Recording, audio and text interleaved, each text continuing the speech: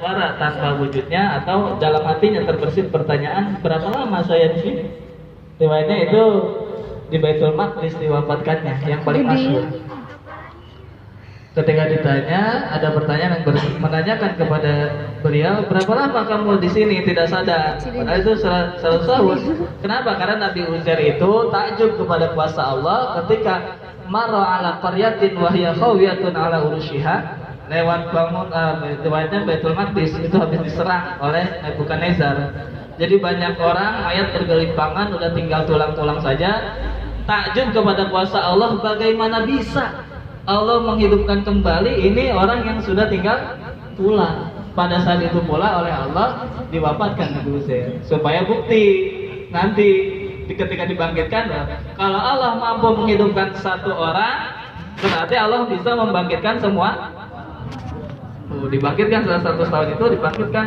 Ditanya, saya bukan mau cerita Nabi Uzairnya, mau cerita pertanyaannya. Berapa lama kamu di sini tidak sadar? Ditanya, Nabi Uzair menjawab, labistu yauman. Karena riwayatnya belum ngelongok keluar. Kalau kata orang Melayu, belum ngelongok keluar, belum melihat keluar di dalam gedung itu. Labistu yauman, kayaknya saya di sini cuma 1 hari.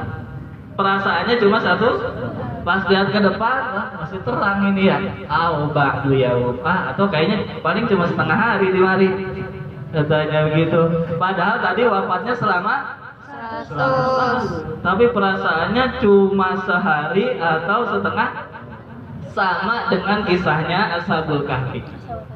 Ashabul Kahfi ketika lari dari kejaran raja yang zalim, mempertahankan keimanannya, riwayatnya berlindung di dalam gua. Kalau Nabi Uzair diwafatkan, kalau Ashabul Kahfi dibuat tidur. Ya, ditidurin, bukan ditidurin, bukan, dibuatin tertidur.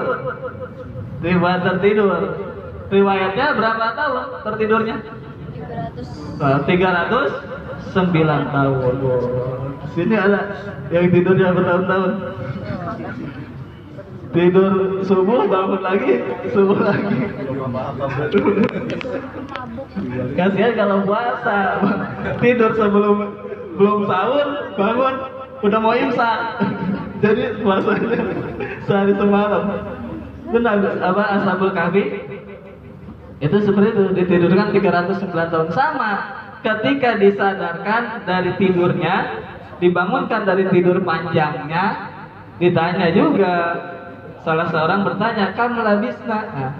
"Kam labistum?" Berapa lama kita tinggal di sini? Jawabnya tadi sama, karena belum melihat keluar, kayaknya kita di sini yauman, 1 hari. Pas lihat keluar, masih terang, ba'du yaum. Artinya sama, Nabi Uzair diwafatkan 100 tahun, perasaannya yang dirasa olehnya hanya 1 hari atau setengah hari. Ashabul Kahfi ditidurkan, dibuat tertidur oleh Allah selama 309 tahun. Itu perasaan mereka hanya tertidur selama 1 hari atau setengah. Apa maksudnya? Hari-hari yang dilewati tanpa ibadah itu nilainya kecil. Hari-hari yang kita lewatin tanpa ibadah nilainya kecil. Walaupun hidup 1000 tahun tapi nggak ibadah kepada Allah, kecil. Tidak ada nilainya. Walaupun dulu kita ibadahnya jungkir balik, sholat jungkir balik, sholat luar biasa, tapi tidak ada zikirnya dalam hatinya, nilainya kan dibandingkan kita ibadah sebentar tapi punya ini, atau hanya kelihatannya tidak ibadah tapi duduk saja, tapi hatinya ingat kepada Allah, nilainya luar biasa. Ayyamul ghaflah, hari-hari lupa kepada Allah, atau ayyamul maut, hari-hari mati kita, mati hati kita tidak ingat Allah, itu kecil nilainya dibandingkan hari ketika kita sudah sadar, bangun dari tidur lupa kita, bangkit dari matinya hati kita. Istilahnya, andaikan ada orang 1 jam sebelum dia wafat mendapatkan talqin dzikir dari Syekh Mursyid, 1 jam itu bisa menandingi ibadahnya yang dia lewati setahun. Luar biasa. Makanya ada cerita itu di Bekasi, manakib Abuya di situ sebulan sekali. Itu beliau iparnya Iwan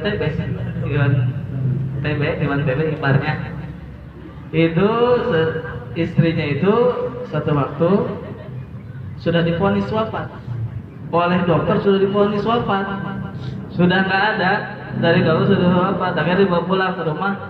Dari kuasa Allah di rumah itu tadi sekali Nabi ujian bangkit lagi. Pas sadar, karena apa? Beliau waktu itu seingat saya baru sebulan atau 2 bulan atau 3 bulan lah bertorikoh itu.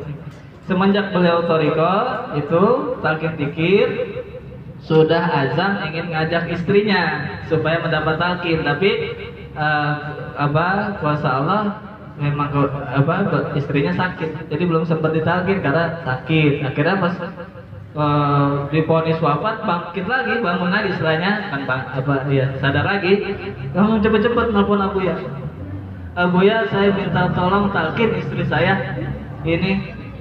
Tapi nggak cerita, ceritanya itu pas sudah kita ketemu manakib bulan depan baru cerita. Berarti itu keadaannya setelah divonis wafat oleh dokter, tapi dikasih izin oleh Allah bangun lagi, langsung cepet-cepet oleh suaminya nelfon Abuya supaya ketalqin. Riwayatnya itu setelah ditalqin beberapa jam kemudian wafat lagi. Tapi suaminya itu Ustaz Maman namanya, beliau cerita di situ saya melihat karomah dzikir. Kalau karomah talqin dzikir, istri saya menjelang wafatnya mengucapkan dzikir yang di hati dilafalkan sampai hilang nafasnya, sampai ruhnya keluar diiringi dengan dzikir tapi dijaharkan.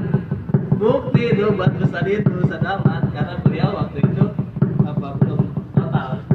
Oh iya. Padahal dapat talqin dzikirnya baru, apalagi kalau ngamalinya istiqomah. Nggak usah pengen semuanya begitu, itu mah bukti saja tadi, seperti Allah membangkitkan Nabi Uzair satu saja yang jadi bukti. Jangan pengen semuanya begitu, dong sinetron semuanya begitu. Ya inilah dahsyatnya talqin dzikir, karena yang diberikan bukan kalimat kaleng-kaleng. Ya kalau kata anak sekarang bukan amalan kaleng-kaleng. Ini kalimat yang paling agung, yang paling mulia, yaitu la ilaha illallah. Orang kafir mestinya masuk neraka menyebutkan la ilaha illallah. Iya. Satu waktu Nabi berperang, ada sahabat melihat musuh kafir pas mau ditebas mengucapkan la ilaha illallah, tapi tetap ditebas sama sahabat itu. Nabi marah. Kenapa kamu tetap membunuh musuh itu? Padahal kamu dengar dia mengucapkan la ilaha illallah. Kata sahabat, ya itu mah dia supaya selamat aja Rasul. Itu bukan urusan kita, itu urusan yang penting dia sudah mengucapkan. Apalagi kita la ilaha illallah bukan hanya di mulut, tapi ditalqinkan ke dalam ruh kita. Luar biasa. Inilah jadi waktu kita berkali-kali lipat dibandingkan waktu kita yang kita lewati tanpa ibadah, atau waktu kita yang kita lewati dengan ibadah tapi ibadahnya dalam keadaan hati kita lupa kepada Allah. Makanya disebut manaqib itu merayakan diantaranya Lailatul Qadar. Hati kita yang sudah terisi ini zikir kepada Allah, ingat Allah, nilainya itu seperti Lailatul Qadar. 1000 bulan itu kalau ditonton berapa? 83 tahunan. Jadi orang hidupnya 83 tahun ibadah, tapi hatinya lupa kepada Allah. Kita hidup sedetik saja, tapi detik yang kita lewati itu ingat Allah sebanding dengan dia yang hidup 83 tahun. Jadi kalau bahasa orang sono mah ngorak tapi kolot. Biar muda tapi itu karena nilainya. Usia itu bukan dilihat tua atau mudanya, tapi nilainya. Ibadah bukan dilihat lama atau tidaknya, isinya. Ini ada isinya. cemilan.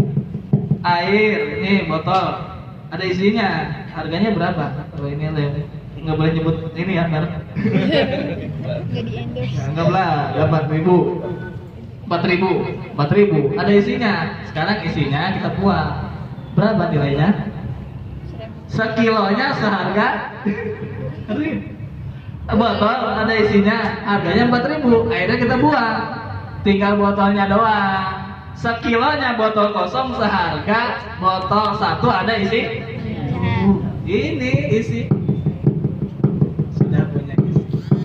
Inilah datang kepada Syekh Mursyid memanfaatkan sisa umur kita. Makanya yang dimaksud yaumiyah adalah amaliyah yaumiyah. Kita datang kepada Syekh Mursyid supaya beramal, praktek. Amaliyah itu amaliyah praktek. Amaliyah itu mengamalkan ilmu yang sudah kita punya. Karena sampainya perjalanan itu bukan dengan banyak ngomong. Oh, saya mau ke Jakarta, 1000 kali ngomong mau ke Jakarta, nyampe ke Jakarta. Jalan kalau mau ke Jakarta. Itu juga ibadah kepada Allah tidak akan sampai kepada Allah kalau ngomong doang. Ngomong diskusi tasawuf sehari semalam, tapi subuhnya kesiangan. Dulu datang ketemu Syekh Mursyid, alhamdulillah. Inilah kita datang kepada Syekh Mursyid memanfaatkan sisa umur kita, hari-hari kita, bahkan detik dalam hidup kita sudah terisi dengan ibadah. Alhamdulillah. Ini saja yang saya sampaikan. Mudah-mudahan bermanfaat, mudah-mudahan kita jadi murid-murid yang mengamalkan, diberi kemampuan untuk istiqomah mengamalkan amaliyah yang sudah diberikan oleh Syekh Mursyid. Terima kasih, mohon maaf atas segala kekurangan. Hadanallahu wa iyyakum ajmain. Assalamualaikum warahmatullahi wabarakatuh.